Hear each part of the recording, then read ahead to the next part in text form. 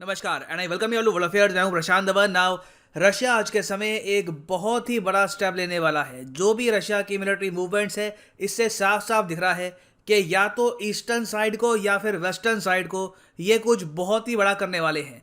अभी रिसेंटली ये देखा गया है कि जापान की जो मैरीटाइम बाउंड्री है, जो बिल्कुल आप कह लीजिए रशिया और जापान के बीच के टापू है, उस पूरे एरिया को रशिया ने कवर कर लिया है न्यूक्लियर कैपेबल मिसाइल सिस्टम से। और यहाँ पे मैं यही कहूँगा, जापान में लिटरली पैनिक मचा हुआ है रशिया के इस मूव को लेकर, क्योंकि रशिया ने इतने ज़रा करीब जापान के ये न्यूक्लियर कैपेबल मिसाइल कभी डिप्लॉय किए नहीं है। और जापान की आप कह लीजिए अतीत में काफ़ी कड़वी यादें भी हैं अबाउट न्यूक्लियर अटैक्स। और फॉर एग्जांपल यहाँ पे आप देख पाओगे, आर्टिकल है जापान टुडे का, Russia deploys missiles near Pacific islands claimed by Japan. और जिन टापुओं पर भी इन्होंने यहाँ पे डिप्लॉय किए हैं ये मिसाइल, वो भी ऐसे टापू हैं जिनको हिस्टोरिकली जापान क्लेम करता है और रशिया ने कभी भी यहाँ पर ज़रा डिप्लॉयमेंट करी नहीं है। ना सबसे पहले तो ये जो वीडियो है ये मैं आपको दिखाना चाहता हूँ, ये रिसेंटली रिलीज करी है रशिया की मिनिस्ट्री ऑफ डिफेंस ने। तो यहाँ पर आप देख पाओगे रशिया की मिनिस्ट्री ऑफ डिफेंस ने पहले ट्वीट भी किया है, उसके बाद इन्होंने यूट्यूब पर ये वीडियो भी अपलोड करी है, जहाँ पर ये बहुत ही ज़्यादा पोटेंट मिसाइल डिफेंस सिस्टम ये लोग डिप्लॉय कर रहे हैं उन टापुओं पर जिनको जापान क्लेम करता है। नाउ यहाँ पे आपके क्वेश्चन यही आएंगे कि अचानक से जापान रशिया के बीच में क्या हो गया, रशिया ऐसा स्टेप क्यों ले रहा है, यूक्रेन के साथ भी इनके इशूज चल रहे हैं। डिस्कस करेंगे इस वीडियो में, सब कुछ इन डेप्थ मैं आपको बताऊंगा। मगर आगे बढ़ने से पहले आपसे क्वेश्चन भी मैं पूछूंगा। क्वेश्चन यहाँ पर यह है कि इनमें से कौन सा देश होस्ट करेगा क्वाड का सेकंड इन पर्सन समिट जनवरी 2022 में। बहुत ही जल्द क्वाड का सेकंड समिट आपको देखने को मिलेगा। आपको बताना है कौन सा देश इसको होस्ट करने वाला है, ऑस्ट्रेलिया, जापान, इंडिया या फिर यूएसए। कमेंट सेक्शन में करो उत्तर, सही आंसर मैं आपको दूंगा वीडियो के एंड में। ना सबसे पहले तो यहाँ पे आपको समझना होगा कि जापान और रशिया के बीच में एक डिस्प्यूट है कुरिल आइलैंड्स को लेकर। यहाँ पे आप अगर देखेंगे, ये जो टापू आपको दिख रहे हैं, इन टापू को कहा जाता है द कुरिल आइलैंड्स। और बिल्कुल जो इसका सदर्न मोस्ट पार्ट है ना, यहाँ पर अब रशिया ने डिप्लॉय कर दिए हैं न्यूक्लियर कैपेबल मिसाइल जो सरफेस टू सरफेस अटैक कर सकते हैं। अब यहाँ पे आप कहेंगे ठीक है, यहाँ पर जापान का डिस्प्यूट है, हमारा भी डिस्प्यूट है चाइना के साथ, पाकिस्तान के साथ, दोनों के पास न्यूक्लियर मिसाइल है, जिंदगी चलती रहती है, इशू क्या है? देखो, इशू यहाँ पे आता है एक टेक्निकलिटी पर। अब वैसे आप अगर देखें तो वो टेक्निकलिटी की ज़्यादा इंपॉर्टेंस रहती नहीं है, क्योंकि जापान की जो पूरी प्रोटेक्शन है वो उठा रखी है यूएसए ने न्यूक्लियर अम्ब्रेला के अंडर जापान को कवर कर रखा है। ऑलमोस्ट आप कह लीजिए कल को अगर जापान पर अटैक होता है तो यूएस पर ही अटैक माना जाएगा। मगर तब भी जापान में नर्वसनेस इस बात को लेकर है कि वर्ल्ड वॉर 2 के बाद से अब तक जापान और रशिया ने कभी भी एक शांति समझौता साइन नहीं किया। क्योंकि हुआ यहाँ पर क्या था कि रशिया और जापान आमने सामने थे वर्ल्ड वॉर 2 में, मगर जैसे ही वॉर समाप्त हुई, जापान ने सरेंडर किया, तो रशिया और जापान ने एक एग्रीमेंट साइन किया जिसके अंदर यह लिखा था कि अभी के लिए हम एक दूसरे पे अटैक नहीं करेंगे, मगर उसमें पीस की, शांति की कोई बात नहीं लिखी हुई थी। यहाँ पे आपको समझना होगा, एक टेक्निकलिटी है, इंडिया और पाकिस्तान के बीच में जब 1971 में वॉर हुई तो उसके बाद एक प्रॉपर पीस ट्रीटी साइन करी गई। पीस ट्रीटी साइन की जाती है ताकि ये इंश्योर किया जाए कि फिर से वॉर स्टार्ट नहीं हो जाएगी और अब दोनों कंट्रीज पीसफुल टर्म्स में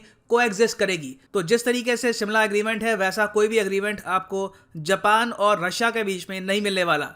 अब यहाँ पर आप पूछेंगे ठीक है, ये तो थोड़ा बहुत बैकग्राउंड हो गया, मगर जापान के अगेंस्ट रशिया ऐसा स्टेप उठाएगा भी क्यों? देखिए, इसके मल्टीपल रीजन है। पहला रीजन तो यहाँ पर यह है कि जापान ने अचानक से रिसेंटली अपना जो डिफेंस बजट है ये बहुत ज़्यादा इंक्रीज कर लिया है। जापान का टारगेट अभी के लिए ये है, इनकी जो टोटल जीडीपी है उसके हिसाब से ये 1.3% खर्चते हैं ऑन डिफेंस। और याद रखिएगा, जापान का जो ज़्यादातर बजट है ये जेन्युइनली इनकी मिलिट्री की अपग्रेडेशन में जाता है। जापान के पास इतने ज़्यादा फौजी है नहीं, इतने रिटायर्ड सोल्जर है नहीं जितने इंडिया के पास है या फिर इवन मैं कहूँगा पाकिस्तान के पास है।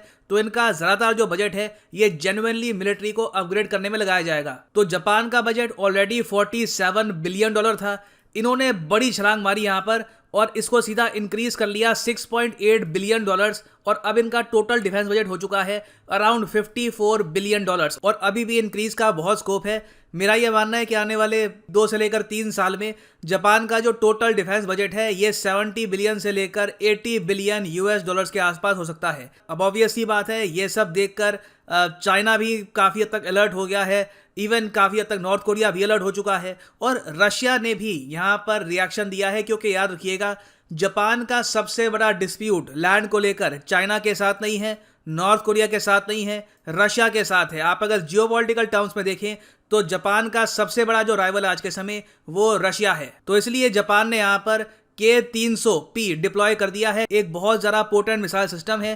S-400 तो सिर्फ डिफेंस के लिए है ना, K300P अटैकिंग पर्पस के लिए है।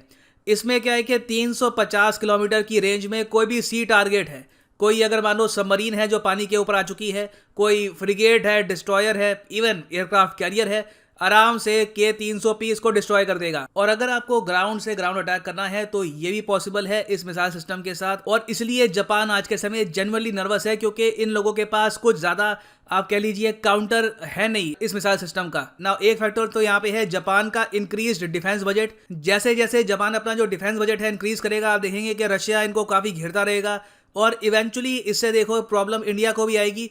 हमें डिप्लोमेसी मेंटेन करने में काफ़ी प्रॉब्लम आएगी बिटवीन जापान एंड रशिया। खैर एक तो ये फैक्टर है। दूसरा फैक्टर यहाँ पे ये भी है कि यूक्रेन के अगेंस्ट रशिया कुछ बहुत ही बड़ा करने वाला है।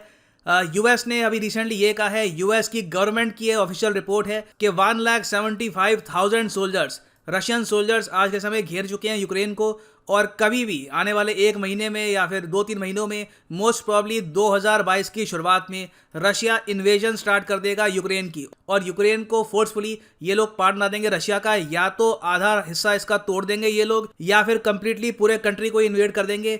ये मैं आपको बता दूं एक बहुत बड़ा इवेंट होगा। और जब ये रशिया कर लेगा उसके बाद इंडिया पर मैसिव प्रेशर आने वाला है कि फ्यूचर में हम लोग रशिया के साथ कोई डिफेंस डील्स ना करें। तो डिफिकल्ट टाइम्स है इंडिया के लिए डिप्लोमेटिकली आज के समय जो रशिया का रवैया है, इस वजह से हो सकता है कि इंडिया को ऑल टुगेदर अपने जो रिलेशंस हैं रशिया के साथ ये रिकंसिडर भी करने पड़े इन द नियर फ्यूचर। तो जो क्वाड का समिट है ये होगा जनवरी 2022 में इन जापान। और तब तक अगर मान लो यूक्रेन में रशिया कुछ बड़ा कर देता है तो इंडिया में प्रेशर आ जाएगा। यहाँ पर क्वाड में मोस्ट प्रॉब्ली पहली बार रशिया का इशू भी डिस्कस किया जाएगा, क्योंकि यूएस, ऑस्ट्रेलिया और जापान तीनों देश बहुत ज़्यादा एंटी रशिया हैं। So it will be difficult for India to manage relations with both West and Russia.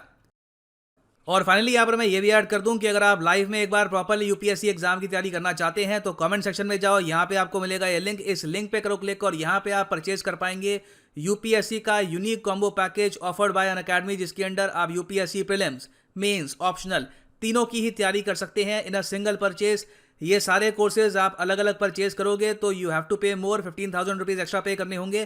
तो एक तो सेविंग यहाँ पे आपकी ये होती है। उसके अलावा एडिशनल डिस्काउंट यहाँ पे आपको और मिलेगा अगर आप यूज़ करते हैं promo code PD10, the prices will fall even more. So use the code PD10 and save your hard earned money. So इसी नोट के साथ ये है वीडियो कांत। Thank you for listening and as always God bless you all.